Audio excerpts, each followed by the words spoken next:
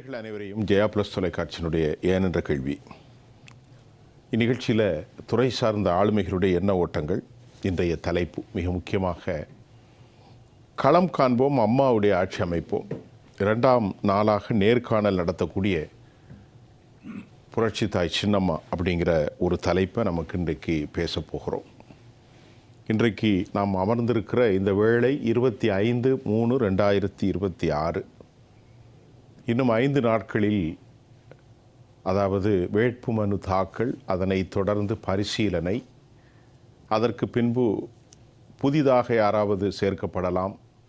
இந்த இடைப்பட்ட காலங்களில் எல்லா பணிகளுமே 30ஆம் தேதி பின்பு அது முடிந்து அதற்கு பிறகு பிரச்சாரம், வாக்குப்பதிவு, புதிய ஆட்சி. இன்றைக்கு தமிழ்நாட்டில் இதுவரை 4 முனை போட்டிகள் என்று இருந்த ஒரு களச்சூழல் தற்போது 5 முனையாக மாறியிருப்பதற்கு திருமதி சசிகலா அம்மையார் அவர்களுடைய இந்த தலைமையில் உருவாக்கப்பட்டிருக்கக்கூடிய ஒரு புதிய அணி தமிழகத்தின் பல பகுதிகளில் ஏற்படுத்த போகிற தாக்கம் இந்த தேர்தலில் அநேகமாக தெரியும். பொதுவாக அரசியல் விமர்சகர்கள் தங்கள் கருத்துக்களை பதிவு செய்கின்ற போது 5 முனை போட்டிகள் இருக்கின்ற காலகட்டத்தில் ஒரு 2 லட்சம் வாக்காளர்கள் கொண்ட ஒரு சராசரியாக ஒரு தொகுதியில் 1800 பூத்துகள் இருக்கும். இவர்களில் பதிவு செய்யப்படுகின்ற வாக்குகள் முறை 1500. இதே போன்ற ஒரு சூழல்களில் ஒரு 1.5 லட்சம் அதற்கு சற்று முன்பின் வாக்குகள் பதிவு செய்யப்பட்டாலும் வலிமையான இந்த 5 முனைகளும் சராசரியாக 30,000 40,000 என்பதைத்தான் அவர்கள் பிரிக்க முடியும். 1977 காலகட்டங்களில் அதிமுக, திமுக என்ற 2 அணி சராசரியாக 80,000, 1 லட்சம் என்ற அளவிற்கெல்லாம் வாக்கு பெற்ற நிலை மாதிரி தற்போது தமிழ்நாட்டின் களச்சூழலில் சிறிய அளவிலான 500 வாக்குகள், 300 வாக்குகள், 1000, 2000 என்றெல்லாம் அது வித்தியாசத்தை மையப்படுத்தும். அந்த நிலை தமிழ்நாட்டு அரசியலில் ஒரு புதிய செய்தியை சொல்லப் போகிறது. யாரும் எதிர்பார்க்காத பல மாற்றங்களை இந்த தேர்தல் உருவாக்கப் போகிறது. இது நம்முடைய கடந்த 30 ஆண்டு கால கணிப்பின் நாம் சந்தித்தது மட்டுமல்ல, மூத்த அறிவுஜீவிகளிடத்திலே நாம் பேசி எடுக்கப்பட்ட சில முடிவுகளாகவும் ஒரு கணிப்பாகவும் இருக்கின்றது.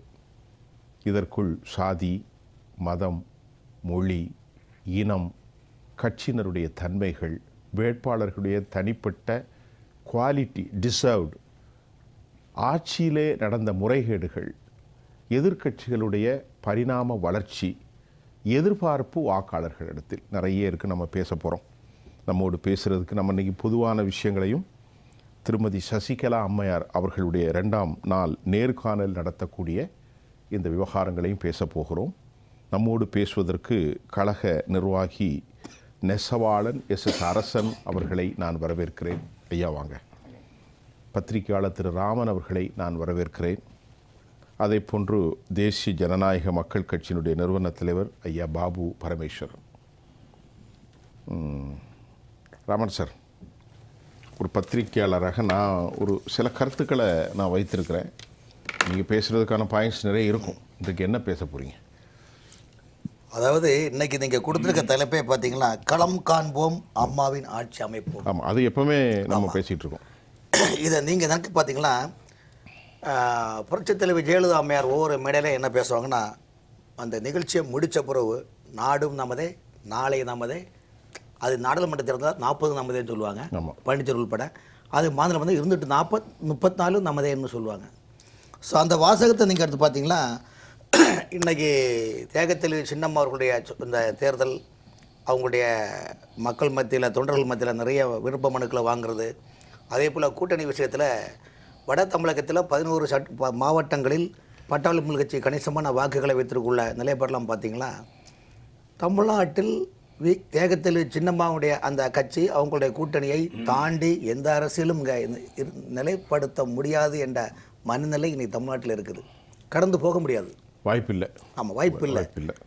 அதாவது இப்போ சீமான் அவர்கள் நிற்கிறாரு, 8% ஓட்டு, அவர் கணிசமான ஓட்டு இருக்குது, நிற்பார். வெற்றி தோல்வி அப்புறம். ஆனால் களத்தில் அவர் ஸ்ட்ராங்காக நிற்கிறாருல, ஒரு கொள்கையோட அதனால யாருக்கு பிரயோஜனம் இருக்கோ இல்லையோ அவர் நிற்பார். அவருடைய கொள்கை அதுக்கு அவர் எங்கேயும் கூட்டணி போல யாரும் போகல.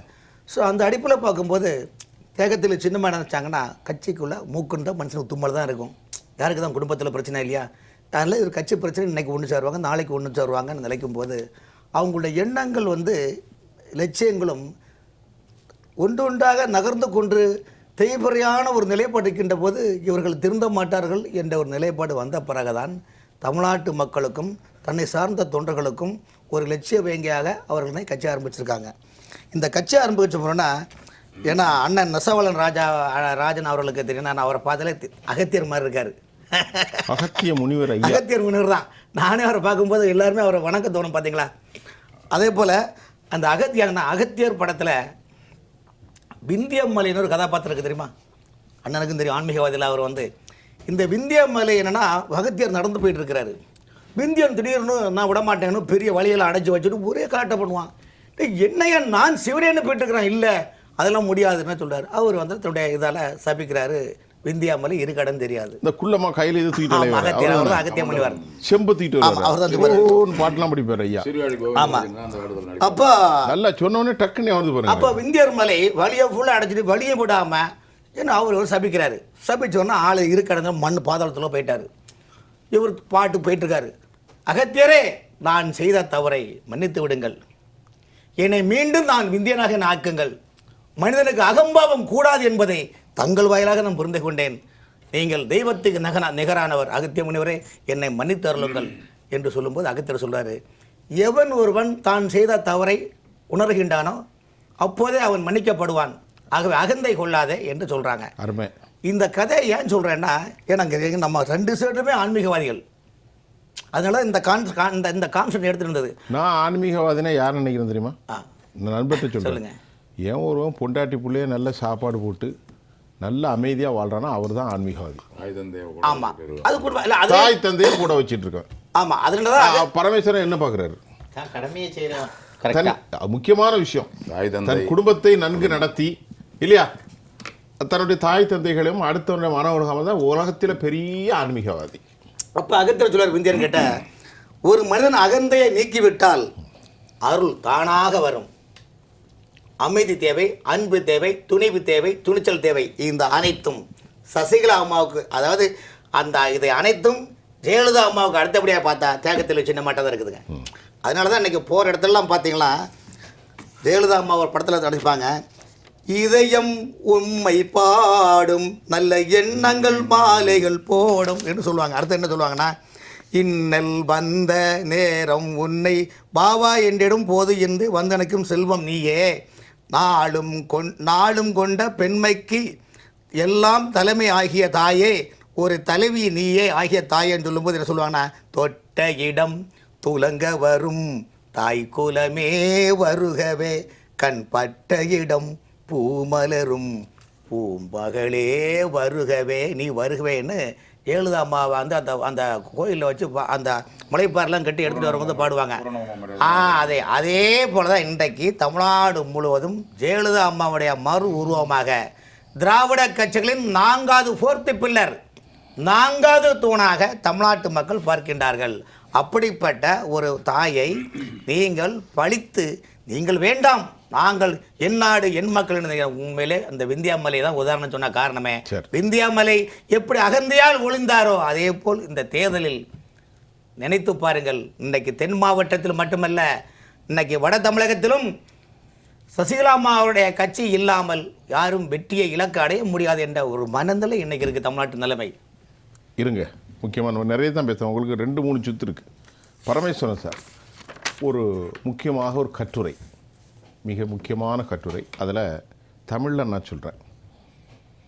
இப்போ சசிகலா அம்மா அவங்க இந்த கட்சி ஆரம்பித்த பிறகு அந்த கட்டுரை எழுதுகிறது, தமிழ்நாட்டில் தென் மாவட்டங்களில், ஆனால் அவர்கள் முக்குளத்தோர் என்று போட்டிருக்கிறார்கள், அதை பற்றி நான் எப்பவுமே அதற்கு அந்த கருத்தில் ஒப்படையவன் இல்லை. சசிகலா நிற்பதால் மிகப்பெரிய மாற்றத்தை அவர் பெறப்போகிறார், இந்த வாக்குகளை அதிமுக பாஜக கூட்டணி இழக்கிறது. 2வது, பெரியவர் அப்பா பிள்ளை அப்படி தனித்து நிற்பதனால் வட மாவட்டங்களிலும் பெரும் ஓட்டுச்சிதைவை இருக்கும். ஆனால் சதவீத கணக்கில் நாம் சொல்ல முடியாது. கண்டிப்பாக மாற்றம் வரும். இது 2வது பாயிண்ட். அந்த பாயிண்ட் அப்புறம் அவங்க சொல்லக்கூடிய 3வது, பிராமண வேட்பாளர்கள் எப்போதும் பாஜக அதிமுகவுக்கு தான் வாக்கு அளிப்பார்கள். இந்த முறை சீமான் 6 தொகுதிகளில் பிராமண வேட்பாளர்களை போட்டிருந்தால் அவர் மீது கொஞ்சம் கருணை இருக்கும். ஏனென்றால் பார்ப்பன கடப்பாறையை வைத்து திராவிட கோட்டை இடிப்பேன் என்று வேற சொல்கிறார். ஐயா கொஞ்சம் போடுவோமேன்னு ஒரு 500-1000 போட்டாலும் கதை முடிஞ்சிரும் என்று சொல்லிட்டு அந்த பத்திரிகை கீழே சொல்லுது. முந்தைய தேர்தல்கள் போல் அல்ல, இன்றைய தேர்தல்கள் மிக சொற்பமான வாக்கே வெற்றி தோல்வியை நிர்ணயிக்கும். இதை பற்றி நீங்கள் என்ன சொல்கிறீங்க? வேற எதுவும் சொல்லுங்க, நான் திடீர்னு மனம் மாற்றிடக்கூடாது. நீங்கள் சொன்ன எல்லாமே இன்னைக்கு கன்சால்டேட்டட் பண்ணி ஒரு முக்கியமாக கவனிக்கப்பட வேண்டிய விஷயம். இப்போது நான் அந்த ஏற்கனவே நம்மளுடைய ஊடகங்களே பலமுறை பேசியிருக்கோம். ஒரு சமுதாயத்துக்குள்ளே சின்னமாவை கொண்டு போய் நம்ம அடைக்க முடியாது. அதை உறுதியாக நான் சொல்லிட்டு இருக்கேன். அதை அவங்க அப்படி அடைக்கிறதுக்கு திட்டம் போடுறாங்க. அதாவது அதுக்கு தான் நம்ம போன முறை பேசும்போதே சொன்னோம், சின்னம்மா அங்கே நின்னா தான் ஜெயிப்பாங்க அப்படின்லாம் கிடையாது. அவங்க எங்கே நின்னாலும் ஜெயிப்பாங்க. அவர்கள் கைகாட்டும் வேட்பாளர்கள் ஜெயிப்பாருங்கிறது மாற்று கருத்தே கிடையாது. அந்த சமுதாய ரீதியாக அவர்களை நீங்கள் ஒரு இதில் கொண்டு போய் அடைக்க முடியாது. 1. 2வது, இவர் ராமதாஸ் ஐயா இன்னைக்கு ஒரு மனதளவில் கொஞ்சம் பாதிப்படைந்து தன்னுடைய மகனே தனக்கு துரோகியாக மாறிட்டாருங்க ஒரு நிலைப்பாட்டில் அவர் இருக்கிறார். வயசு 87 வயசு ஆகிட்டு பெரியவர். அப்போது அரசியலோடைய கடைசி பகுதியில் அவங்கெல்லாம் இருக்கிறாங்க ஏஜ் காரணமாக. ஆனால் அவர்களையும் அந்த ஒரு தாய் உள்ளத்தோட ஒரு கூட்டணியில் கொண்டு போய் எந்த விதமான நீங்கள் கம்மி ஜாஸ்தி நீங்கள் சொன்னீங்க சொற்ப வாக்குகள்னு சொல்லிட்டு அதை பற்றிலாம் சின்னமாக கவலைப்படல. நம்ம கூட இருக்கக்கூடிய கூட்டணி நல்ல கூட்டணியாக இருக்கணும். அந்த பத்திரிகைக்காரருடைய பார்வை அப்படி இருக்கு. அதான் நல்ல கூட்டணியாக இருக்கணும். அந்த கூட்டணி தமிழக மக்களுக்கு ஒரு விடிவு காலத்தை கொடுக்கணும். ஒரே நோக்கம் என்ன? ஆளுகின்ற அரசு தமிழக மக்களை வஞ்சிக்கிறது. எந்த ஒரு செயல் திட்டத்தையும் நடத்தலை. நம்ம மாற்று அரசியலை கொடுக்கணும்னு சொல்லிட்டு தான் ஒரு மாதத்தில் இவ்வளவு பெரிய சாதனையை பண்ணி ஒரு கூட்டணியை அமைச்சு, அதாவது நீங்கள் இது ஒரு அனுபவம் இல்லாதவங்க ஒருத்தன் செய்ய முடியுமா? ஃபஸ்ட்டு இல்லை. இந்த 40 வருடத்தோடைய அரசியல் அனுபவத்தோடைய விளைப்பு தான் இன்னைக்கு ஒரு மாதத்தில் இவ்வளோ பெரிய விஷயத்தை பற்றி இன்னைக்கு 2 நாளாக நேர்காணல் முடிச்சு பல பேருக்கு இதெல்லாம் நடக்குமான்னு கற்பனையே பண்ணியிருக்க மாட்டாங்க. வரமாட்டாங்க, கட்சி ஆரம்பிக்க மாட்டாங்க. அவங்க பாருங்கள், ஒரு கூட்டணிங்கிறது மட்டும் இல்லாமல் அந்த சின்னமே பாருங்களேன், தோப்பாக தான் வந்திருக்கிறார்கள். தனி ஒரு மனிதாக வரலை, தனி ஒரு துதிபாடல் கிடையாது. அவர்கள்ட்ட போகக்கூடிய எந்த அமைப்பாக இருந்தாலும் இன்றைக்கி எத்தனை லட்சம் பேர் போய் பார்த்துட்டு வர்றாங்க. அவங்க எல்லாருக்குமே அந்த ஒரு புன்முறுவலோட என்ன செய்யணும், எப்படி செய்யணும், தமிழ்நாட்டில் இருக்கக்கூடிய என்னென்ன பிரச்சனைகள் தொகுதி வாரியாக வட்டம் வாரியாக எல்லாத்தையும் கேட்டுக்கிட்டு ஓகே இதுக்கு எல்லாத்துக்கும் ஒரு தீர்வு பண்ணுவோம். இது அரசியல் மட்டும் இல்லை, அதுக்கு அப்பாற்பட்டு தமிழக மக்களின் வாழ்வாதாரமே அதில் அடங்கியிருக்கிறதுனால தான் இவ்வளவு மக்கள் அவர்களை நோக்கி போய்கொண்டு இருக்கிறார்கள். கண்டிப்பாக. அப்போ அந்த இடத்துல பார்த்தீங்கன்னா கம்யூனல் பேஸ்டு வாக்குகள் கிடையாது. தமிழக மக்களுடைய ஏகோபித்த வாக்குகள் தான் அங்கே வரப்போகுது. அப்படி தான் வரும். அதில் இப்போ நீங்கள் சொன்ன சீமானுடைய கருத்தை எடுத்துக்கிட்டால், அவர் இன்னைக்கு ஒதுக்கப்பட்ட பிராமண சமுதாயத்தை, இப்போ நான் அந்த சமுதாயத்தை சேர்ந்தவர் தான், எனக்கு பல வருத்தங்கள் உண்டு. எல்லா கட்சிகள் மேலேயுமே எனக்கு அந்த வருத்தங்கள் உண்டு. ஏன்னா இது வரைக்கும் நான் கேட்குறேன், திமுக டாக்டர் எம்ஜிஆர் வரும்போது மலையாளின்னு பரப்புச்சு. ஆமாம். திமுகவுக்கு என்ன கிடைச்சிது? இந்த மலையாளி கேரளாவில் கொண்டு ஒரு கிராம் ஒரு நுண்ணியை கொண்டு கொடுத்தாரா? அவ்வளோத்தையும் இந்த மண்ணுக்காக போயிட்டு கடைசி வரைக்கும் என்ன சொன்னார் இந்த மலையாளியேட்ட திமுக? ஐயா 40 வருஷம் நம்பு ராமச்சந்திரா எனக்கு ஆட்சியை கொடு, வச்சுட்டு போங்க, நான் பார்த்துக்கிறேன், என்னை கடலில் தூக்கி வீசுங்க, கட்டுமரமாக இருப்பேன் மலையாளி. ஐயோ, கெஞ்சிற நிலைமையா இல்லையா? கெஞ்சிங்கிற நிலைமையில இருந்தது. நம்ம செல்வி ஜெயலலிதா என்ன சொன்னாங்க? பிராமண பெண், கர்நாடக பெண். அவருக்கு சொந்த ஊர் நம்ம ஸ்ரீரங்கம்ங்கிறது எல்லாருக்கும் தெரியும். ஆனால் அதையும் சொன்னாங்க. ஆமரா நான் பாப்பார்த்தி என்று சொல்வதில் பெருமை சொன்னாங்களா இல்லையா? கண்டிப்பா. அப்ப காமராஜர் உம்மிக்கிரி வியாபாரம் சொன்னாங்க, பனைமரத்து வியாபாரம் சொன்னாங்க, பனைமரம் ஏறக்கூடியன்னு சொன்னாங்க. எவ்வளவு அது மாதிரி நேற்று நம்ம மரியாதைக்குரிய நம்முடைய முன்னாள் அம்மா இந்திரா காந்தி அம்மாவுக்கு நெத்தியில் அடித்தது அசிங்கமான உதாரணங்களை சொன்னாங்க. இவர்களுடைய வார்த்தைகளை நாம் பயங்கரமாக பேச பரமேஸ்வரன் சார்ட்ட சொல்கிறது, ஐயா இந்த வெறுப்பு இருக்கு பாருங்கோ, தமிழர்கள், ஆரியர்கள், திராவிடர்கள் இப்படிலாம் பிரித்து மக்களை வெறுப்புக்கு இந்த மண்ணில் இடம் இல்லையா? இல்லை, இன்னொரு விஷயம் நீங்கள் சொன்ன மாதிரி திமுக என்ன பண்ணுவாங்கன்னா, முன்னாடி கட்டம் கட்டுவாங்க. கட்டம் அந்த கட்டங்கிறது இப்போ எப்படின்னா, உங்களுக்கு ஒருத்தர் ஆகலை அப்படின்னா ஏதாவது சொல்லணும்னா ஜாதிக்குள்ளே உங்களை கட்டம் கட்டிடுறது. அப்போ இவர்கள் இந்த சமூகத்தை சேர்ந்தவர்கள்லாம் அப்போ என்ன நினைக்கிறாங்க, அப்போ உங்கள் கட்சியில் மட்டும் ஜாதி இல்லாமல் எல்லாத்தையும் செய்கிறீங்களா, இல்லை நீங்கள் வந்து பாஷை பேசுகிறது என்ன பாஷை, இதெல்லாம் வந்து வரலாற்றில் இருக்குது, யாரும் மறைக்க முடியாது. ஆனால் மற்றவர்களை மட்டுமே தான் நீங்கள் சொல்கிறீங்க, சமுதாயம் வந்து இப்படி இருக்கணும், சமத்துவம் இருக்கணும் எல்லாம் பேசிவிட்டு கடைசியில் செய்யறது என்ன? எந்த இடத்துல நீங்கள் போய் ஜாதி இல்லாமல் நீங்கள் பேசுகிறீங்க, ஜாதி இல்லாமல் தொகுதி கொடுக்குறீங்க நீங்கள்? நான் ஒரு விஷயத்தை சொல்லிட்டா கேள்வி, நான் தான் இன்றைக்கி பேச போகிறேன் உங்களோட சேர்ந்து 4 பேரோட. திருமாவளவன் கடுமையான கஷ்டப்பட்டு 8 சீட்டை வாங்கினார். அவருக்கு என்ன பிரச்சனைன்னு அப்புறம் தான் கேள்விப்பட்டா, திமுக அதிக இடங்களை கொடுத்தால் தலித் சமூகத்தின் மீது அதிக போட்டியாளர்கள் உருவாகி மற்றவர்கள் இடைநிலை சாதிகள் நமக்கு வாக்களிக்க மாட்டார்கள். அதனால் இன்னைக்கு எந்த சாதனையும் செய்யாத அந்த அம்மாவை கூப்பிட்டு டக்குன்னு 10 கொடுத்தாங்க. இது நான் சொல்லலை, இன்னைக்கு கட்சியிலே ஒரே குழப்பம். இரட்டை இலக்கம். ஆமாம், இரட்டை இலக்கம் வேற என்னது? ப்ளஸ் ராஜ்யசபா.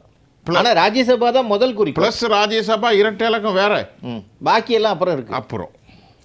பாக்கியெல்லாம் அப்புறம் கூடால பயணிச்சாங்களே திருமாவளவன், அவர்களுக்கெல்லாம் வந்து குறைச்சிக்கிட்டே குறைச்சிட்டாங்க. ஆமாம், அதாவது இவங்களுக்கு கூட்டி கொடுக்கும்போது, இப்போ காங்கிரஸுக்கு 3 சீட்டு கொடுக்கும்போது மற்றவங்கள்ட்ட ஆள்கிட்ட 1 பிடிங்கியாச்சு. அப்போ இவங்களுக்கு கொடுக்கும்போது நீங்கள் ஏன் கொடுத்தீங்க அப்படிங்கும்போது, இல்லை நாங்கள் 12 கேட்டு 10 கொடுத்துருக்காங்க. என்ன அடிப்படையில் கொடுக்குறாங்கங்கிறது தெரியல. ஆனால் ஒரு ஒரு ஒரு அமைப்பாக இருக்குது, இவங்க வந்து டிமாண்ட் பண்ணி ஏதோ ஒரு பெரிய ஒரு உருவகத்தை பண்ணியிருக்கிறாங்க.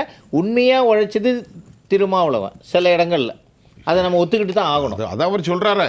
தாவேகா அவரை அழைத்த போது சொன்னார், நீங்கள் அழைப்புக்கு நன்றி தம்பி, நான் மதச்சார்பின்மை கட்டமைப்பில் இருக்கிறேன், எல்லாவற்றையும் சுமந்து கொண்டே பயணிக்கிறேன். அடுத்த ஒரு குழப்பம் வந்திருக்கு தெரியுமா, டார்ச் லைட்டு பவர் போயிட்டு. ஆமாம், அது சுத்தமாக. இப்போ அவர் சொல்கிறாரு, அதை உடனே முதலமைச்சர் சொல்கிறாரு, அவர் சொல்கிறாரு எனக்கு கடமை, அவர் கடமை இல்லையா தியாகங்கிறார்.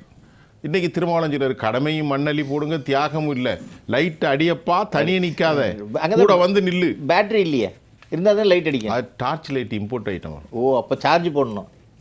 சார்ஜ் போட்டால் பாருங்க சார், இவங்க எந்த அளவுக்கு. சரி, ஒருத்தர் வேணான்னு சொன்னால் கூட அவரை கூப்பிட்டு பேசணுமா இல்லையா?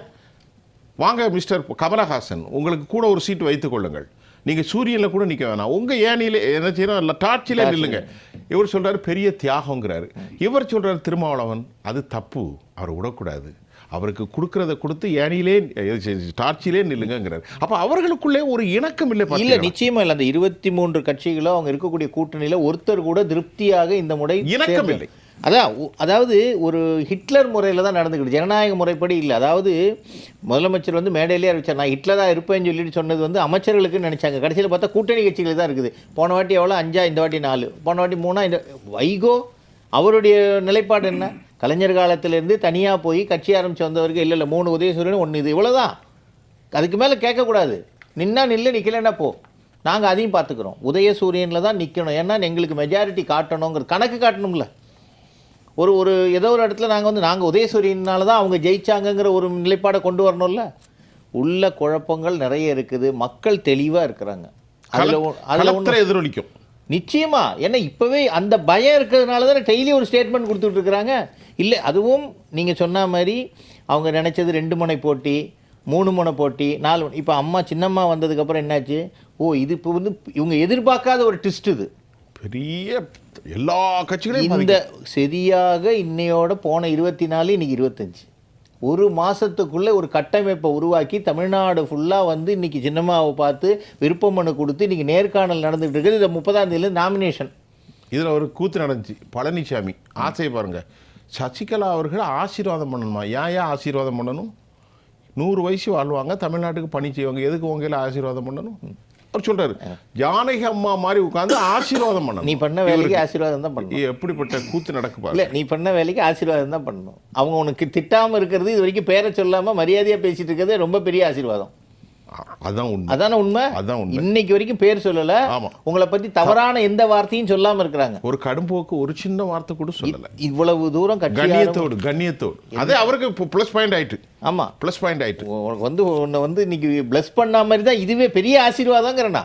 அவர் சொன்னதுக்கு பதிலே இன்னைக்கு சின்னம்மா ஒரு பேரை சொல்லி ஒரு வார்த்தை சொல்லியிருந்தாங்கன்னா இன்னைக்கு எவ்வளோ தூரம் அதை பற்றின விவாதங்கள் எவ்வளோ போயிருக்கு நேரம். அதை பற்றி தலைப்புல போட்டுருவான். அப்போ அந்த அளவுக்கு பொறுமையும் அந்த அளவுக்கு பொறுமையும். இன்னொரு விஷயம் சொல்லிடுறேன், இன்னும் இவங்கெல்லாம் தேர்தல் சொல்லியிருக்காங்க, இன்னும் சின்னம்மா வந்து தேர்தல் அறிக்கை கொடுக்கும்போது தெரியும் வரும் வரும்போது பாருங்கள் தமிழ்நாட்டு மக்களுக்கு எது அவசியம், அம்மா கூட இருந்து எப்படியெல்லாம் பண்ணாங்கங்கிறது அந்த ஆளுமே உங்களுக்கு தெரியும். நிச்சயமாக இது மிகப்பெரிய ஒரு புரட்சி ஏற்படுத்தும். சரி ஐயா அரசன் சொல்லுங்கள். நம்ம தமிழகத்து அரசியலை புரட்டி போட்டதில் முக்கியமான ஆள் காஞ்சி தந்த பொக்கிஷம் பேரறிஞர் பெருந்தகை அண்ணா அவர்கள். மாபெரும் சாம்ராஜ்யமாக இருந்த காங்கிரஸ் பேர் இயக்கத்தை இந்த தமிழ்நாட்டு மண்ணை விட்டு எப்படி அகற்றினாரோ, அவர் எப்படிப்பட்ட அரசியல் வியூகங்களை அமைத்து களங்கண்டாரோ, அதை போன்று இன்றைக்கு புரட்சி தாய் சின்னம்மா அவர்கள் செய்து கொண்டிருப்பதாக என்னுடைய எண்ணம். அடுத்து புரட்சித் தலைவர் எம்ஜிஆர் அவர்கள் 80ஆம் ஆண்டு நடைபெற்ற சட்டமன்ற பொதுத் தேர்தலில் அந்த கட்சியினுடைய வெற்றி சின்னமான இரட்டை இலை சின்னத்தை எந்த தொகுதியிலையுமே சொல்லவில்லை.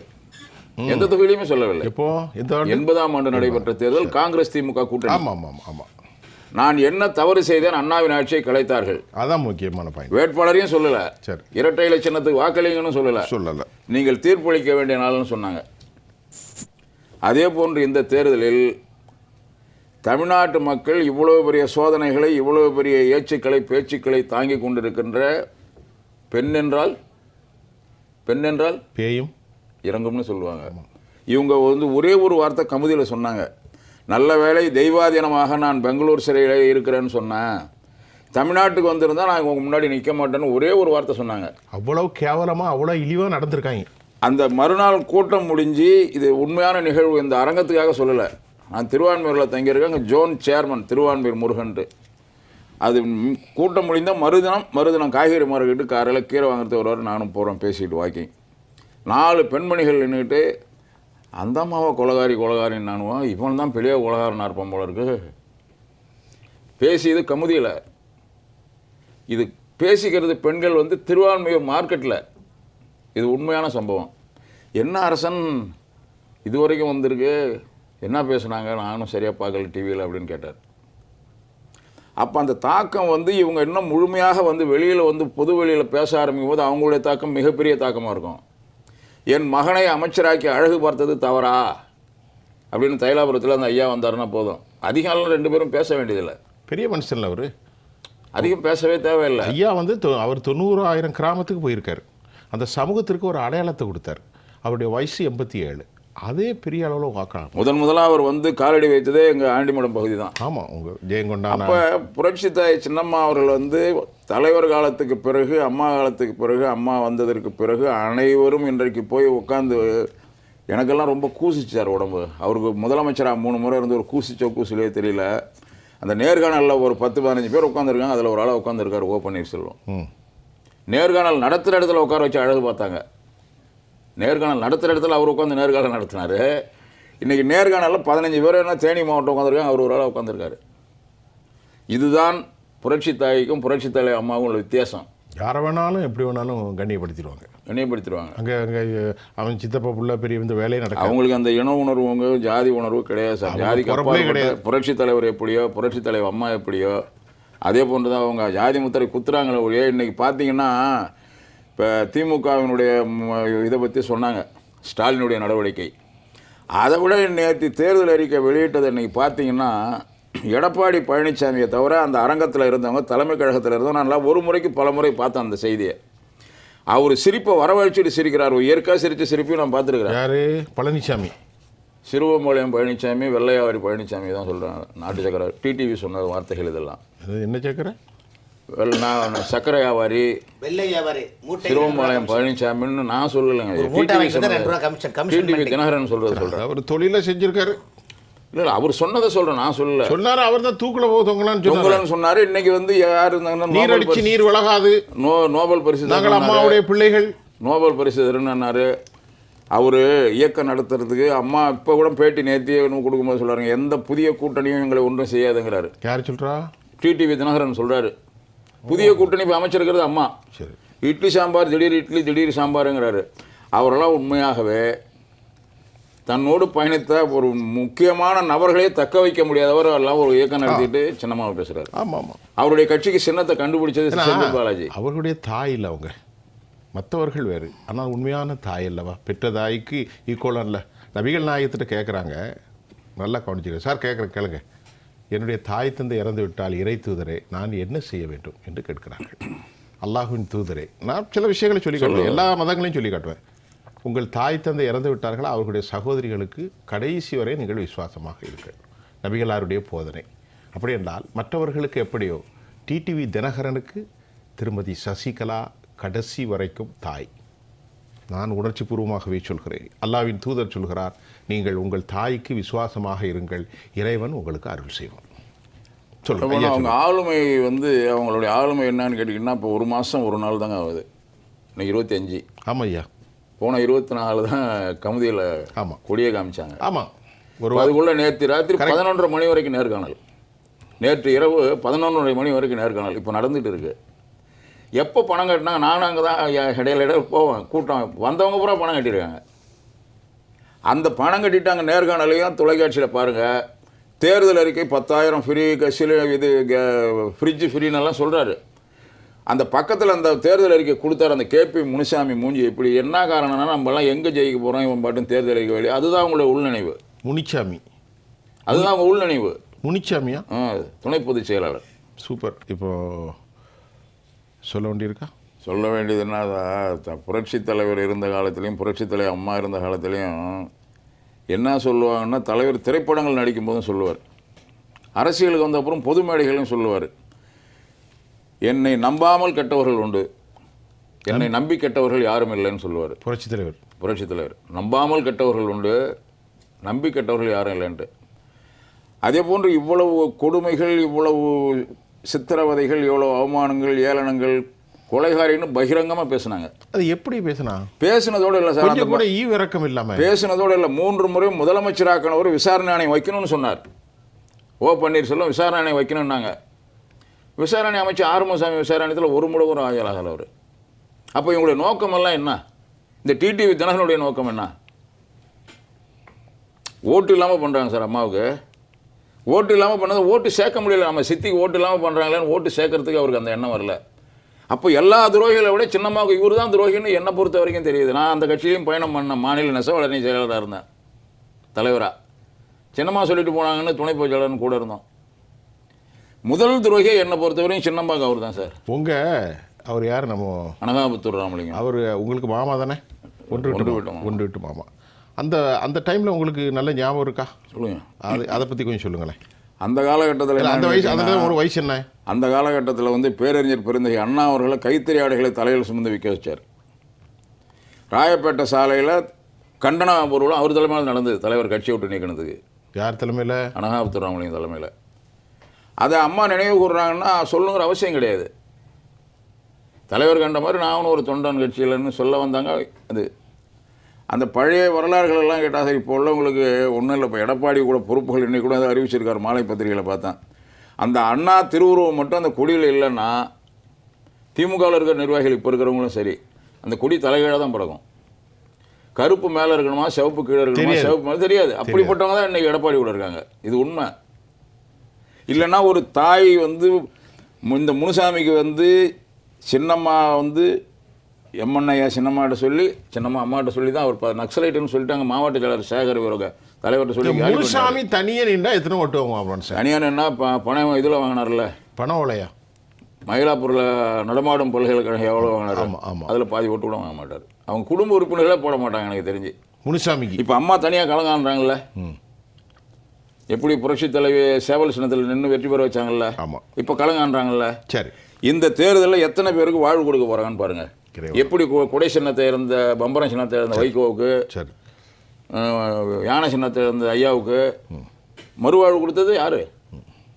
சின்னம்மா தான். ஆமாம், அம்மா கிட்ட சொல்லி. அது மாதிரி இந்த தேர்தல் நிறைய பேருக்கு, லட்சக்கணக்கான பேர், பல பேர் வாழ்க்கை. அது மாதிரி இந்த தேர்தல் அதெல்லாம் நம்ம அடுத்து இந்த நிகழ்ச்சியின் ஊடாக நாம் ஒரு மிக முக்கியமாக அவர்கள் மீது சுமத்தப்பட்ட இந்த பழி, ஆர்கே நகரில் சவப்பெட்டி தூக்கிட்டு தெரிஞ்சாங்கல்ல, இந்த அவமானத்தை, இந்த உண்மையை தமிழ்நாட்டு மக்களுக்கு சொல்ல வேண்டும். அவர் மீது சுமத்தப்பட்ட பலவேறு புனையப்பட்ட வழக்குகள், நீங்கள் சொன்னீர்களே, பலருக்கு வாழ்வு கொடுத்தார். எதையும் எதிர்பார்க்காமல் எல்லா சமூகத்திலும் எல்லா பிரதிநிதிகளும் மேலே வந்தார். அங்கே முக்களத்தூர் என்றோ மற்ற சமூகம் என்றோ யாரும் காட்டப்படவில்லை, எல்லாரும் மேலே வந்தார். இங்கே ஒரு நிகழ்ச்சியை சொல்கிறேன். இந்த நேரத்தில் ஒரே ஒரு கருத்து, இந்த நேரத்தில் சொன்னால் பொருத்தமாக இருக்கணும் எனக்கு புரட்சி தாய்க்கு. இதை புரட்சி தாயே என்ன கண்டிக்க மாட்டாங்கன்னு நினைக்கிறேன். அண்ணன் காளிமுத்து வந்து நல்லா பேசக்கூடியவர். ஜானகினி இருந்தப்ப ஒரு அம்மாவை பார்த்தால் கும்பிட தோன்றுகிறது. சரி, அதை விட்டுருங்க, அதை விட்டுருங்க. நம்ம அவங்களே அது அதாவது இந்த கெலிஜா பேசுகிறவங்க இருக்கா இல்லையா, அந்த பேச்சை நான் பேசவே மாட்டேன். அது விளங்கவே செய்யாது, அது உருப்படாது. நம்ம அடுத்த கதைக்கு போவோம். நீங்கள் சொன்னது உண்மைதான்.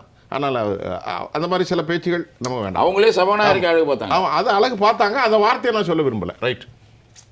அதாவது அதிமுக வந்து ஆரம்ப ஸ்டேஜ் எம்ஜிஆர் கட்சி ஆரம்பிக்கும் போது திமுகவுக்கு அகேன்ஸ்டான ஒரு மனநிலையை உருவாக்கி அது மக்களுக்கு விரோதமாக திமுக ஆட்சி ஊழலிலும் எல்லா விஷயத்திலும் புரண்டனால தான் எம்ஜிஆர் அவர்கள் கட்சி ஆரம்பித்தார். அப்போ அவர் சினிமா படத்தில் உள்ள பாடலாம் பார்த்தீங்களா, அதில் ஒரு வரி பாருங்கள்.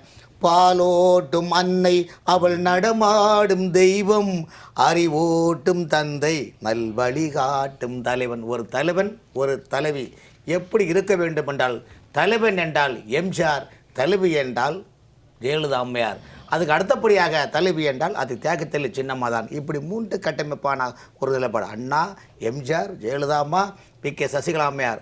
அந்த நிலைப்பாடை ஏன் அதிமுக தொண்டர்கள் ஏன் இன்று அதை பின்பற்றாத தொண்டர்கள் தயாராக இருக்கின்றார்கள்?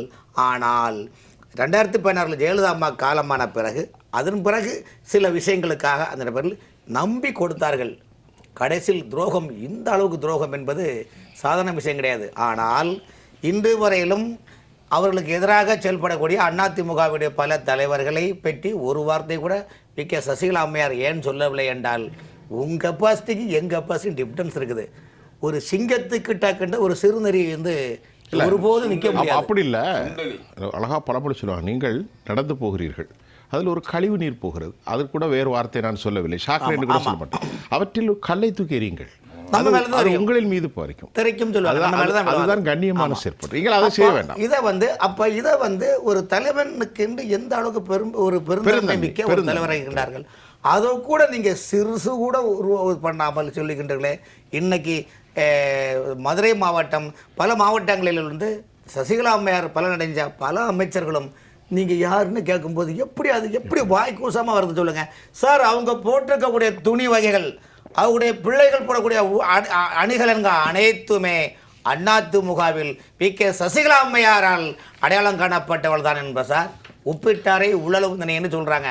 உங்கள் வீட்டில் வந்து நான் ஒரு கிளாஸ் பச்சை தண்ணி குடித்தா கூட அந்த சிந்தனையும் அந்த தயவும் அந்த மனநிலையும் நமக்குள்ளே வர வேண்டும். ஆனால் அதிமுகவை பொறுத்தவரையும் இன்னைக்கு என்ன நினச்சிட்டாங்கன்னா, நாம் இனிமேல் நமக்கு எல்லாம் யாரும் தேவையில்லை, நாமளே ராஜா, நாமளே மந்திரி என்று சொல்லப்போனால் இன்று திமுக ஆட்சியை வர வைத்தது யார் சார்? 2021 திமுக ஆட்சி வர வேண்டியதா? 2006 திமுகவுடைய ஊழல் காட்டு சாம்ராஜ்யத்தை எதிர்த்து ஜெயலலிதா அம்மையார் தமிழ்நாடு முழுவதும் 4 இடத்தில் மிகப்பெரிய எழுச்சி பேர் நடத்தி என்ன சொன்னார் தெரியுமா? இந்த தீய சக்தி திமுகவை நீங்கள் ஓடவிட வேண்டும், ரவுடிகளை ஆந்திரா அனுப்பு என்று சொல்லி எழுச்சி நீங்கள் செய்வீர்களா என்ற எழுச்சி உரைதான் 10 ஆண்டு காலம் 2011 முதல் 2021 வரைக்கும் 10 ஆண்டு காலம் எதிர்க்கட்சியே இல்லாத ஒரு நிலைப்பாடை உருவாக்கியது அந்த அதிமுக. ஆனால் இன்று ஒரு தலைவர் பேச்சை எங்கள் கன்னியாகுமரி மாவட்டத்தில் சொல்லுவாங்க, தாய் சொல்லை கேட்காத வௌவால் தலைகளாக தொங்குது என்று சொல்வார்கள். ஒரு தாய் வடிவில் இப்படிலாம் இருந்து உங்களுக்கு உங்கள் அறிவுரை கூடியார்கள். ஆனால் நீங்கள் என்று யாரும் வேண்டாம், நானே ராஜா, நானே மந்திரி என்று சொன்னால் இது நெஞ்சு பொறுக்குமா சொல்லுங்கள். அதனால தான் இன்று அம்மையார் அவர்கள் அனைத்து இந்தியா புரட்சித் தலைவர் மக்கள் முன்னேற்ற கழகத்தை ஆரம்பித்து மிகப்பெரிய எழுச்சியை கொண்டு வந்துள்ளார் என்றால் இதை கடந்து எந்த கட்சியும் சொல்ல முடியாது. ஆகவே மட்டுமல்ல, இன்னைக்கு வந்து எதிர்க்கட்சியாக இருந்தாலும் சரி, திமுக இருந்தாலும் சரி, ஊடகங்கள், விஷுவல் மீடியா, பிரிண்ட் மீடியா எல்லாம் இன்றைக்கு அதிமுகவுடைய வி.கே. சசிகலாவுடைய அரசியல் கட்சியை ஒவ்வொரு நிமிடமும் பார்த்து கொண்டிருக்கிறார்கள். காரணம் என்றால் நீங்கள் அந்த கேம்பு வீட்டில் போய் பாருங்கள், ஆயிரக்கணக்கான கட்சிக்காரங்க டெய்லி சீட்டு கேட்ட விருப்பப்படி கேட்டே இருக்கிறாங்க. எந்த கட்சியில் எல்லா கட்சியிலும் முடிஞ்சு போச்சு சார். இன்றைக்கும் தொண்டர்கள் கேட்குறாங்கன்னா சாதாரண விஷயம் கிடையாது சார். அவங்க என்ன, அதாவது மக்கள் மத்தியில் நிலைத்திருப்பவர் தான் தலைவன். அந்த வரிசையில் தியாகத்தெளி சின்னம்மா அவர்கள் இன்றும் தமிழக மக்கள் மத்தியில் அதிமுகவின் பிம்பமாக, புரட்சித் தலைவியின் மனசாட்சியாக, எம்ஜிஆரின் வடிவமாக இன்றும் பலம் வந்து கொண்டிருக்கிறார் என்பதை என்னுடைய பதிவு சார். பரமேஸ்வரன் சார், இப்போ நம்ம என்ன பேசுகிறோம்? இப்போது சின்னம்மா வந்து அதிமுக கட்சியை எந்த இடத்துலையும் விட்டு கொடுக்கல. அது ரொம்ப முக்கியமான பாயிண்ட். கற்பனையிலும் இல்லை, அது வாய்ப்பே கிடையாது. எடப்பாடியார் அணியை பற்றி, அதுவும் எடப்பாடியை பற்றி அவர் பேரை கூட சொல்லாமல் அவர்கள் செய்த துரோகத்தை இலைமறை காய்மராகத்தான் சொல்லியிருக்காங்க, இன்னும் முழுசாக சொல்லலை. அது இப்போ இவ்வளோ வந்த அது அவங்க அண்ணன் சொன்ன மாதிரி அவங்க தொடர்ந்து உண்மையை பேச ஆரம்பித்தாங்கன்னா கட்சியில் இருக்க தொண்டர்கள் என்ன செய்வாங்கங்கிறது அது பின்னாடி நடக்கக்கூடிய விஷயங்கள். அது நம்மளே விவாதம் பண்ண போகிறோம், நிகழ்ச்சி நடக்கும், அரங்கேறும். இந்த காட்சிகளை நாம் பார்க்க போகிறோம். ஒன்று, முன்னாள் முதலமைச்சர் 3 முறை பதவி கொடுத்து அழகு பார்த்த ஓபிஎஸ் அவர்கள் இன்றைக்கி எதிரி கட்சியான அராஜக கட்சியான திமுகவில் போய் சேர்ந்திருக்காரு. நான் ஒரே ஒரு கேள்வி தான் கேட்க விரும்புகிறேன். இப்போ நாளைக்கு திமுக எப்படி இருந்தாலும் வீட்டுக்கு போக போகிறாங்க. ஸ்டாலினும் அவரும் ஒரே மேடையில் உட்கார போகிறாங்க. யாரை முன்னாள் முதல்வர்னு கூப்பிடுவீங்க நீங்கள்? பெரிய பிரச்சனை. யாரை முன்னாள் முதல்வர்னு சொல்லி ஸ்டாலினை சொல்லுவீங்களா, ஓபிஎஸ்ஸை சொல்லுவீங்களா? இது ஒரு மிகப்பெரிய சர்ச்சைக்கு வரப்போகுது. நீங்கள் நிச்சயமாக பாருங்கள். இப்போ முன்னாள் முதல்வர்னு சொல்லி நம்ம கொடுத்து அழகு பார்த்து வச்சவர், இந்த பக்கத்து சீட்டை பார்த்துக்கான்னு அதை இப்போ வெளியில் கடைக்கு போயிட்டு வரேன்னு சொல்லிட்டு போனோன்னே திரும்பி வந்தோன்னே அது ஏன் சீட்டுன்னு சொல்கிறீங்க. அப்படி தான் நடக்குது. இப்போ இங்கே நீங்கள் அங்கே போய் சொல்லுங்களேன். அதை இந்த அண்ணன் சொன்ன மாதிரி 50 பேரில் ஒரு ஆள் நீ நேர்காணலில். அப்போ உனக்கு எவ்வளவு பெரிய அங்கீகாரம் கொடுத்து எவ்வளவு பெரிய மரியாதை கொடுத்து வச்சதுக்கு இந்த பத்மாசுரம் கதை தான் வரம் கொடுத்த கதை. 2 விஷயம் எனக்கு ஆச்சரியம். திரு ராமன் நெசவாளர், அதாவது சசிகலா அம்மா கொடுத்த பதவி உலகத்திலே இந்தியாவிலே மிகப்பெரிய பதவி. 48 மணி நேரத்தில் எதையுமே பார்க்கல, நல்லா பார்த்துக்கோன்னு.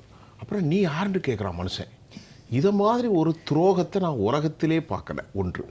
2வது, 3 முறை இந்தியாவினுடைய முதலமைச்சர் பன்னீர்செல்வம் எந்த இயக்கத்தை தீய சக்தின்னு சொன்ன ஒரு தாய் என்று சொன்னார், அவருக்கு எதிராக அதிலே போய் உட்கார்ந்து கொண்டு சிரித்து கொண்டிருக்கிறார். இந்த மாதிரி அரிய படைப்புகளையும் அரிய மனிதர்களையும் நன்றி கெட்டவர்களையும் நான் பார்க்கவில்லை. இன்னொன்று, இப்போது அண்ணன் சொன்ன மாதிரி டிடிவியோடைய துரோகம் என்பது எடப்பாடியை தாண்டி நிற்கிது. முதல் துரோகி. ஏன்னு சொன்னால், உங்களுக்கும் இந்த கட்சிக்கும் என்ன சம்பந்தம், உங்களுக்கும் அம்மாவுக்கும் என்ன சம்பந்தம்? இன்றைக்கி நீங்கள் வச்சிருக்கிற அம்மா மக்கள் முன்னேற்ற கழகங்கிற பேரில் இருக்கக்கூடிய அம்மா யார்? இதற்கு பதில் மக்கள் கேட்குறாங்க, நம்ம கேட்கல, மக்கள் கேட்குறாங்க. அப்போ உனக்கு இன்றைக்கும் அந்த கட்சியை வச்சுக்கிட்டு அந்த அதிமுகவுக்குள்ளே போய் உட்காந்துக்கிட்டு தானே நீங்கள் பேசிட்டு உட்காந்துருக்கீங்க. அப்போ உங்களுக்கு உண்மையான சின்னம்மா அப்படிங்கிற நம்மெல்லாம் உளவுபூர்வமாக அன்போடு கூப்பிட்றோம், அவர் உரிமையோடு கூப்பிட வேண்டியவங்க சின்னம்மா அவங்க இல்லையா? அவர்களுடைய உறவு முறை அதானே, அதை மாற்ற முடியுமா? அப்போ இப்படி தமிழக மக்கள் தாய் அம்மாவுக்கு பிறகு புரட்சி தலைவிக்கு அப்புறம் புரட்சி தாயின்னு சொல்லி ஒரு பட்டம் கொடுத்துருக்காங்கன்னு சொன்னால் அது சும்மா கொடுக்கல, சினிமா நடிகர்களுக்கு சூட்டிக்கிற மாதிரியான பட்டம் கிடையாது. உணர்ச்சி பூர்வமாக எங்களை காக்குவா. இவங்க எத்தனை பேர் கியூவில் போய் நின்னாங்க? 18வது 19வது இடத்துல நின்று பழனிசாமி தான் நம்மளும் பார்த்துட்டு இருக்கிறோம். சின்னம்மா கேட்டு இது வரைக்கும் பதில் சொல்ல, யாருமே பதில் சொல்ற மாதிரி இல்லையே, தெரிஞ்சாதானே சொல்ல போறாரு. அப்போது இவ்வளவு பெரிய ஆளுமைகளை என்ன அவங்க கேட்டாங்க? அதிமுகவை ஒருங்கிணைங்க, யாரையும் விட்டுடாதீங்க, திமுகவை வீட்டுக்கு அனுப்புறதுக்கு என்ன ஒற்றுமையாக என்ன செய்யணுங்கிறத மட்டும்தானே கேட்டாங்க. வேறு ஏதாவது எனக்கு பதவி கொடு, நான் முதலமைச்சராக வரேன், ஏதாவது ஒன்று கேட்டாங்களா? எந்த நிபந்தனையும் கிடையாது, எந்த நிபந்தனை. இன்னைக்கு கட்சி ஆரம்பித்ததுக்கப்புறம் கூட ஏதாவது ஒரு வார்த்தை பேசியிருக்காங்களா? எவ்வளவு கண்ணியத்தோடு உங்களை நடத்திக்கிட்டு இருக்கிறாங்க. ஆனால் நீங்கள் என்ன செஞ்சிட்டீங்க? இப்போது உங்களுக்கு பயம், அம்மாவுக்கு பயம் இல்லைங்க, அதனால் தைரியமாக களம் காட்டுறாங்க. நாங்கள் கட்சி ஆரம்பிச்சுக்கிறோம், சரி சின்னம் கொண்டு வந்துட்டோம், மக்கள் வந்துக்கிட்டு இருக்கிறாங்க. இன்னைக்கு வரைக்கும் நீங்கள் தானே எங்களை பற்றி பேசுகிறீங்க, நாங்கள் எங்கேயாவது உங்களை பற்றி பேசணுமா? இந்த ஒரு மாதத்தில் சொல்லுங்கள், ஏதாவது ஒரு இடத்துல நாங்கள் உங்களை தவறாக சொல்லிட்டோமா? ஏதாவது நாங்கள் எங்கள் வேலையை பார்த்துட்ருக்கோம், மக்கள்கிட்ட நாங்கள் கொண்டு போயிட்டோம். எங்களுடைய இயக்கத்தை, இந்த கட்சியை மக்கள் தீர்மானிப்பார்கள்ன்ற ஒரு மக்களாட்சிக்கான இதுவும் அந்த தாயுள்ளத்தோட பரிசீலனை பண்ணுறாங்க. இன்றைக்கி எதிரியாகவே யாரையுமே நினைக்கல. 100% நமக்கு தெரியும், அனைத்து சமுதாய மக்களும் இன்னைக்கு இதுக்குள்ளே இருக்கிறாங்க, யாரையுமே ஏற்றத்தாழ்வுகள் பார்க்கல. தேர்தல் முடிவுகள்லாம் அழகாக தெரிஞ்சிடும். 23 நீங்கள் ரொம்ப தேர்தல் முடிவுலாம் 2வது. திரு பரமேஸ்வரன் நீங்கள் சொல்லி முடிச்சிருங்க. அப்போது ஒரு தலைவனை தமிழ்நாடு எதிர்நோக்கி இருந்ததுங்கிறது இப்போ இன்றைக்கி நமக்கு ஒரு மாதத்தில் புரிஞ்சு போச்சு. எப்பம்மா வருவீங்கன்னு கேட்டுக்கிட்டு இருந்தாங்க, இதை வந்துட்டேன், வந்தாச்சு. கொடியை அறிமுகப்படுத்தியாச்சு, கட்சி அறிமுகப்படுத்தியாச்சு, சின்னத்தை அறிமுகப்படுத்தியாச்சு, கூட்டணியை உறுதிப்படுத்தியாச்சு. Very good. இப்போ இனிமேல் என்ன பண்ணோம்? இதை இப்போ நேர்காணல் முடிஞ்ச உடனே வேட்புமனு தாக்கல், அடுத்து ஓட்டிங்கு, வெற்றி, பிரச்சாரம் வந்துடும்ல, அடுத்து வெற்றி. நீங்கள் பிரச்சாரமே பண்ண வேண்டாம். அப்புறம் அந்த மாதிரியான ஒரு சூழலில் தமிழ்நாடு இருக்குது. அப்போ அந்த தமிழ்நாட்டை காப்பாற்றணும், நாங்கள் வந்து எதிர்க்கட்சியாக இருக்கக்கூடிய நம்ம வந்து நீங்கள் ஆளுங்கட்சி ஆகணும்னா எத்தனை வியூகங்களை சேர்க்கணும். ஒன்றும் இல்லை, நம்ம ஒரு உதாரணத்துக்கு எடுத்துக்குவோம், எதிர்த்தரப்பில் இருக்கக்கூடிய திமுக எல்லாரையும் சேர்த்துக்கிட்டு தானே கொண்டு போகிறாங்க. கண்டிப்பாக. அப்போ நம்ம என்ன பண்ணிக்கணும், வெற்றி கரெக்டாக இருக்குது, பல முறை நம்ம பதிவு பண்ணுறோம், வெற்றிக்கணி ரெடியாக இருக்குது, வாங்க வேண்டியதான், பாக்கிங்கும் போது நீ தட்டி விட்டுட்டு போனேன்னா அப்போ எவ்வளவு தூரம் உங்களுக்கு அழுத்தம் இருக்குது. யாரை பார்த்து இன்னைக்கு வந்தவங்க இல்லை. நீங்கள் இன்றைக்கி நடிகர் ஒருத்தர் விஜய் கட்சி ஆரம்பிச்சிருக்காரு, அவரை பற்றி பேசுங்க, அதெல்லாம் உங்களுக்கு பெரிய ஆளாக தெரியுறாங்க. எப்படி அவரை கூட்டணிக்கு வான்னு சொல்லி நான் வரமாட்டேன்னு சொல்லிட்டு அவர் போயிட்டார். அவர் இன்றைக்கி பெரிய ஆள். 40 வருடம் அரசியலில் மக்களுக்காக உழைத்து இத்தனை முதல்வர்களை கொண்டு போய் அவர்கள் கூடவே பயணம் செய்து இன்றைக்கி உங்களுக்கு பதவியை கொடுத்து அழகு பார்த்து அம்மாவை வந்து நீங்கள் சேர்த்துக்க மாட்டீங்க. அப்போ என்ன தான் பண்ணவங்கள மக்கள் பார்த்துக்கிட்டு இருக்காங்க, மக்கள் பார்த்து கொண்டிருக்கார்கள். உங்களுக்கு உரிய தீர்ப்பு மக்களிடத்திலே ஏப்ரல் 23ஆம் தேதி வரும். 4ஆம் தேதி உங்களுக்கு ரிசல்ட் வந்துடும். ஒரு சண்டையாக இருந்தாலும் வில்வத்தையாக இருந்தாலும் ஒரு ஆசிரியராக இருந்தாலும் குரு வந்து எல்லா ரகசியத்தையும் மாணவர்களுக்கு சிஷ்யர்கள் சொல்லி தர மாட்டாங்க, எல்லா வித்தையும் சொல்லி தர மாட்டாங்க. ஏதாவது ஒன்று கையில் வச்சுருப்பாங்க. நமக்கு இப்போ ஈஸ்வரன் வந்து எங்கள் இந்து மதத்தில் சொல்லுவாங்க, பதவி கொடுப்பார், அப்புறம் அழிக்கிறதுக்கு வேற ஆள் அனுப்புவார். அந்த மாதிரி வியூகங்கள் வகுக்கிறதுல சின்னம்மாக்கிட்ட யாரும் ஒன்றும் பண்ண முடியாது. சமகாலம் நாமெல்லாம் புராண இதிகாசங்களெல்லாம் படித்து தான் ஒரு சில துரோகத்துக்கு என்ன தண்டனைன்னு தெரிஞ்சிட்டு இருப்போம். அரசன் அன்று கொள்வான், தெய்வம் நின்று கொள்ளும்னு சொல்லி பழமொழி கேட்டிருக்கோம். கண்கூடாக இந்த 4-5 வருஷத்தில் 2-3 வருஷத்தில் முதல்ல தியானம் பண்ணவர் ஓ பன்னீர்செல்வம். அவங்கள நீக்கினாதான் நான் இணைவேன், கட்சியில் சேருவேன், நான் ஒருங்கிணைவேன்னு சொன்னது அதே ஓ பன்னீர்செல்வம். ஆனால் 3 முறை முதலமைச்சர், கழகத்தில் வந்து 15 ஆண்டுகள் நினைக்கிறேன் கழகத்தினுடைய பொருளாளர். கழக வேட்டி கட்ட முடியல, கழக வேட்டி கட்ட முடியல. காரில் அந்த அனைத்து இந்திய அண்ணா திராவிட முன்னேற்ற கழகத்தினுடைய கொடியை கட்ட முடியல. இதை விட ஒரு மனிதனுக்கு என்ன தண்டனை வேணும்னு நினைக்கிறீங்க? வாழ்நாள் தண்டனை. அதே போன்று இருப்பவங்க எல்லாருமே அண்ணன் நிறையா பாட்டு பாடுறதுனால அந்த ஒரே ஒரு வரியை மட்டும் சொல்லிடுறேன். உரிமை குரலுங்கிற படம், தலைவருடைய வயலில் ஏர் ஓட்ட யாரும் வரமாட்டாங்க. இப்போ லதா அம்மா பாட்டு பாடும், சே நீங்கள் எல்லாம் ஆம்பளைங்களாம், நீங்கள் 6 முழம் புடவை தரங்க கட்டிட்டு வாங்கன்ட்டு.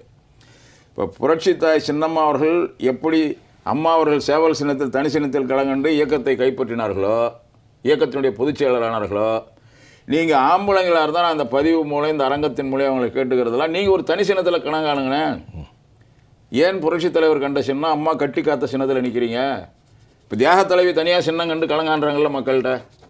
நீங்கள் அதே மாதிரி இரட்டை இலை சின்னம் எங்களுக்கு வேண்டான்னு நீங்கள் ஆம்பளைங்களாக இருந்தால் கலங்கானுங்க. அதுதானே அழகு, ஆம்பளைக்கு அழகு. ஏன் தலைவர் சின்னத்தில் நாங்கள் நிற்கிறோம்? எனக்குன்னு தனி செல்வாக்கு இருக்குது. சொந்த வார்டு 23வது வார்டு சேலம், அவர் குடியிருக்கிற நெடுஞ்சாலை நகர் வார்டு. கடந்த முறை வந்து தேவதுன்னு ஒரு ஆள் ஜெயிச்ச வார்டு அது. இரட்டை இலை சின்னம் அனைத்து இந்திய அதிமுக வேட்பாளர் ஜெயிச்ச இடம். அது பெண் வாழ மாறினதுக்கப்புறம் அவருடைய மகளே நிற்கிறாங்க. 1300 சில்லற ஓட்டில் தோக்குறாங்க. 50 ஓட்டு, 10 ஓட்டு, 20 ஓட்டுல. இரட்டை இலை சின்னம், நீ ஆளுமை மிக்க தலைவர்னு சொல்கிற, முதலமைச்சராக இருந்தால் எதிர்கட்சி தலைவராக இருக்கும்போது நடந்த தேர்தலில் நீ குடியிருக்கிற பகுதியே இரட்டை இலை சின்னம் குறைந்த ஓட்டில் தோக்கல, 1300 சில்லற ஓட்டில் தோக்குது. நீ எப்படி ஆளுமை மிக்க தலைவர்? நீ என்ன தலைவர்? அந்த தலைவர் சின்னத்தை வச்சுக்கிட்டு, அந்த கொடியை வச்சுக்கிட்டு, அந்த கட்டடம் ஜானகி அம்மா கொடுத்த கட்டடம். காலம் வந்து சார் நிறைய பதில் சொல்லும். இப்போ அதான் சமகாலத்தில் பார்த்தோம் ஓபிஎஸ்ஸை. இந்த தேர்தலுக்கு பிறகு பொதுமக்கள் அளிக்கக்கூடிய தீர்ப்பு இருக்குங்களே, தலைவர் நேற்று நாளாய் படத்தில் பாடுற மாதிரி வரும் சோதனை தான் இடைவேளைங்கிறவர் இந்த சோதனை கட்டத்தெல்லாம் கடந்துட்டாமல் வேறு எந்த உலக அரசியல் வரலாற்றுலையும் கொடியை காமிச்ச 1 மாதத்தில் வேட்பாளர் நேர்காணல் நடத்தின வரலாறு வந்து புரட்சி தாய்க்கு தான் உண்டு. அந்த புரட்சி தாய் கூட பயணம் செய்வதை அவங்க பின்தொடர்ந்து செல்வதை மிக பெருமை நினைக்கிறேன். சரி, அதாவது 2016 ஜெயலலிதா அம்மா காலமாகறாங்க. தேக்கத்தில் சின்னம்மா அவர்கள் எடப்பாடி பழனிசாமி அவர்களை முதலமைச்சராக வச்சு விட்டு நீ பார்த்துடுங்க. எந்த பிரச்சனையும் இல்லாமல் கோஷ்டி பூசலை கிளப்பி விடாமல் பக்குவமாக எந்த கட்சியும் ஒருங்கிணைத்த ஒரு கட்டமைப்பாக நீங்கள் செயல்படுங்கன்னு சொல்லி விட்டு போனாங்க. மிகப்பெரிய பொறுப்பு. இதுக்குள்ளே என்ன சூட்சமாக இருக்குன்னா, ஜெயலலிதா அம்மாவும் சசிகலா அம்மாவும் ஒருமித்த கட்சி பயணத்தில் ஆட்சி, அதிகாரம், நிர்வாகம், கட்சி பணி எல்லாம் குளச்சல் சட்டமன்ற தொகுதியிலிருந்து திருவள்ளூர் சட்டமன்ற தொகுதிக்கும் கிளை செயலர் முதல் ஒன்றிய செயலர் வரை பகுதி செயலர் எல்லாமே என்ன செய்கிறாங்க, எது செய்கிறாங்கன்னு உளவுத்துறையை வச்சும் பிரைவேட்டு உளவு டிடெக்டிவ் ஏஜென்சியை வச்சும் கண்காணித்து செயல்பட்டார்கள். அந்த அந்த கண்காணிப்பு பணியில் ஈடுபட்டுக்கின்ற போது அவர் ஜெயலலிதா அம்மாவை காலமாறாங்க. இந்த நிலைமைகள் இப்படிக்கின்ற போது என்ன நினச்சாங்க தெரியுமா சார்? அதாவது மருந்தும் விருந்தும் 3 நாளும் சொல்லுவாங்க கிராமத்தில். என்னென்னா மருந்தும் விருந்தும் 3 நாளும் சொல்லுவாங்க. இவர்கள் ஒரு வாரம் கழிச்ச உடனே ஆஹா இனிமேல் சின்னம்மா நம்மளை கண்டுட மாட்டாங்க, நம்மளை பற்றி யாரும் கேட்க போகிறதே கிடையாது. ஆகவே நேற்று வரையும் வணங்கியவர்களெல்லாம் நாங்கள் இனிமேல் யாரையும் வணங்க மாட்டோம், நானே ராஜா, என் நாடு என் மக்கள் என்று ஒரு நிலைப்பாடு உருவாக்கி கொண்டு என்ன பண்ணாங்க தெரியுமா சார்?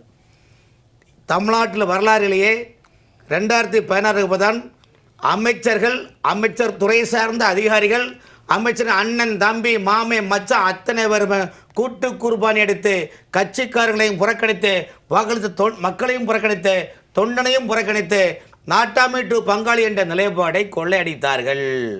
இந்த கொள்ளையை திமுக உன்னிப்பாக இப்போதான் பாருங்க சிசிடி கேமரா அவங்க ஃபுல்லாக பார்த்துட்டே இருக்கிறாங்க.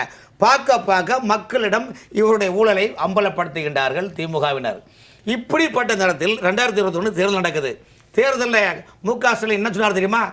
நான் ஆட்சிக்கு வந்தால் சென்னை மாநகராட்சி ஆணையர் இருந்த கார்த்திகேயன் வேலுமணி கூட சேர்ந்து ஊழல் பண்ணுறாரு, நான் ஆட்சிக்கு வந்தால் மக்கள் நல்வாழ்வுத்துறை டாக்டர் ராதாகிருஷ்ணன் அமைச்சர் விஜயபாஸ்கர் இந்த ஊழல் பண்ணுறாருன்னு சொன்னாரா இல்லையா?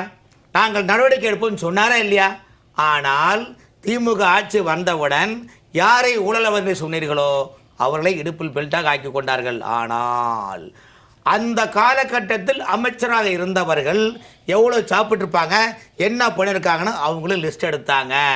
லிஸ்ட் எடுத்துகிட்டு எப்பா இந்த மாதிரி சாப்பிட்ருக்கீங்க, நடவடிக்கை எடுக்கட்டுமா வேண்டாமா, இதுக்கு உள்ள நீங்களே போட்டு கதையை முடிச்சிடுங்க. இதுக்கு உள்ள நீங்கள் சொன்ன மாதிரி அன்கோ போட்டு ஒரு அன்கோ போட்டு ஆடு பகை குட்டி உறவு நமக்குள்ள என்னங்க வித்தியாசம்? ஒரே ஒரு வெள்ளை நூல் தானங்க வித்தியாசம். அண்ணா திமுக என்னையா வித்தியாசம்? அண்ணா திமுக இடையில நடுவர் வெள்ளை நூல் இருக்கும். வெள்ளை நூலை உருவி எடுங்க திமுக, வெள்ளை நூலை சேருங்க அண்ணா திமுக. சூப்பர். அறிவு பிளஸ் ஆலயம் அறிவாலயம், அவ்வளோதான். ஓபிஎஸ் இப்படி பண்ணார். இதே மாதிரி தான் இன்னைக்கு ஒரு அன்கோ போட்டனால இது என்னன்னா மக்களுக்கு தெரியாது. இந்த அன்கோவில் உடன்பாடு என்ன தெரியுமா? 2021 திமுக ஆட்சி வந்தாச்சு. வந்தோன்னா அவங்களுக்குள்ள ரகசிய ஒப்பந்தம் போடுறாங்க. எந்த காரணம் கொண்டும் நான் சொல்கிற மாதிரி கேளியா, ஏன்னா நீங்கள் சசிகலா அம்மாவை ஏடிஎம்களை கண்டுக்கிடாமல் விட்டுருங்க. எப்படி கண்டுக்கிடாமல் விட்டுருங்க? பிஜேபிக்கு டிமிக்கி கொடுத்துட்டே இருங்க. நாம 2 ஒன்று சேருவோம். ஒன்று அன்கோ போடு. மேடையில் என்ன பச்சை திட்டு, நானும் எதிர்மறை பச்சை திட்டுறேன். நீ ஒளிகன் மாறி தண்டிப்போம், மக்களை ஏமாற்றுவோம். இதை தொடர்ந்தால் ராமன் இன்னொரு முக்கியமான மேட்ரு. நான் வந்தால் அன்கோலை கொடநாட்டை உடனே கண்டுபிடிக்கும். மனுஷன் 1 கொலை 2 கொலை 3 கொலை இல்லையா, 5 கொலையா? அப்போ அன்கோ போட்டு ஐயா கொடநாடு சம்பவம் சிந்து பார்த்தது 5 கொலை. ஆமா கன்னித்தீவு மாதிரி இருந்தது. வாயை திறக்கலையா? அந்த தேர்தல் அறிக்கையில நடவடிக்கை எடுப்பேன்னு சொன்னீங்க, நடவடிக்கை எடுத்தீங்களா? திமுக அண்ணா எடப்பாடி பழனிசாமி தலைமையில் நடந்த ஆட்சியில் நடைபெற்ற அனைத்து ஊழலையும் விசாரணை பண்ணணும்னு சொன்னீங்க. விசாரணை பண்ணீங்களா? அப்போ என்னாச்சு? என்னடி மீனாட்சி சொன்னது என்னாச்சு? நேற்றோடு நீ சொன்ன வார்த்தை காற்றோடு போயாச்சு. காரணம் என்றால் நீயும் நான் ஒன்று, வாக்களித்த மக்கள் வகையில் மண் என்ற நிலைப்பாடு உருவாக்கி விட்டார்கள். இப்போ புரியுதா? தேகத்திலே சின்னம்மாவை ஏன் கண்டுக்கிடாமல் இருக்கிறாங்கன்னா இப்போ புரியுதா என்ன சொல்ல? இப்போ இதில் அந்த கொலை கேஸ் இருக்கு பாருங்க. நீங்கள் சொன்ன அன்கோ போட்டது கார்த்திகேயனோட அன்கோ, வேலுமணியோட அன்கோ, அந்த அன்கோவை விட இந்த விஷயத்தில் ஒரு வார்த்தை கூட பேசப்படலையே. இந்த கொடைக்கானல் பேசவே மாட்டாங்க சார், ஒரு வார்த்தை கூட. தேகத்தில் அதிமுக ஆட்சியில் ஜெயலலிதா முதலமைச்சர் இருந்த காலகட்டத்தில் அதிகாரிகள் தவறு செய்யக்கூடாது, அதிகாரிகள் அமைச்சர்களின் திட்டங்களை மக்களுக்கு முறைப்படி சென்று வர வேண்டும் என்றுதான் பி.கே. சசிகலா அம்மையார் வழிவகுத்தார். திட்டங்களை வழிவகுத்தார், திட்டங்கள் மக்களுக்கு சென்ற வேண்டும் வழிவகுத்தார். ஆனால் இந்த காலங்கள் முடிந்த பிறகு 2016 போய் என்ன நடந்து விட்டால் மக்களை பற்றி கவலை கிடையாது. உலக வங்கியில் கடனை வாங்கணும், சாப்பிடணும், தூங்கணும், சொத்து வாங்கணும், உள்ளூர் நாடு உலக நாடு சொத்து வாங்கணும். எவன் எப்படி போட்டால் நமக்கு என்ன? நம்மளை இப்போ யார் கேட்க போகிறா சார்? இந்த நிலைப்பாடு கடைசியில் என்ன ஆயிடுச்சுன்னா 2024 ஒரு பிரச்சனை ஆயிடுச்சு. என்னென்னா இதுவும் திமுகவுடைய அசைன்மெண்ட்டு. கபாரு அண்ணா திமுக பிஜேபி கூட்டணி வைக்கிறீங்க, நான் சொல்கிற மாதிரி கேளு, மதவாதி கூட கூட்டி நான் போக மாட்டேன், அவங்க கூட எங்களுக்கு ஓட்டு கிடைக்காது, இன்னும் ஒரு சீனை போடு, வெளியே வந்து நெல், நமக்குள்ளே அன்கோ போகணும், ஏன் கட்சிக்காரன் டெல்லிக்கு போகணும், அவ்வளோதான் முடியும். ஆஹா ஐயா, இத்துடன் இந்த கூட்டணி எல்லாம் முடிவடைந்தன, டாட்டா பை பை. அவன் மதவாதி இந்த பழம் பிடிக்க சொல்லி அதுதான், அதுக்கு தான் இப்போ சின்ன இடைச்சொல் சொல்லியிருக்காங்கல்ல. நாங்கள் ஆட்சிக்கு வந்தால் இஸ்லாமியர்களுக்கு 3% இடஒதுக்கீடுல உள்ள கொடுப்பேன்னு ஒரு செட்டிங் ஏன் பண்ணேன்னா இப்போ அந்த தேர்தல் அறிக்கையில் கொடுத்துருக்காங்க. ஏற்கனவே கொடுத்துருக்கீங்களப்பா.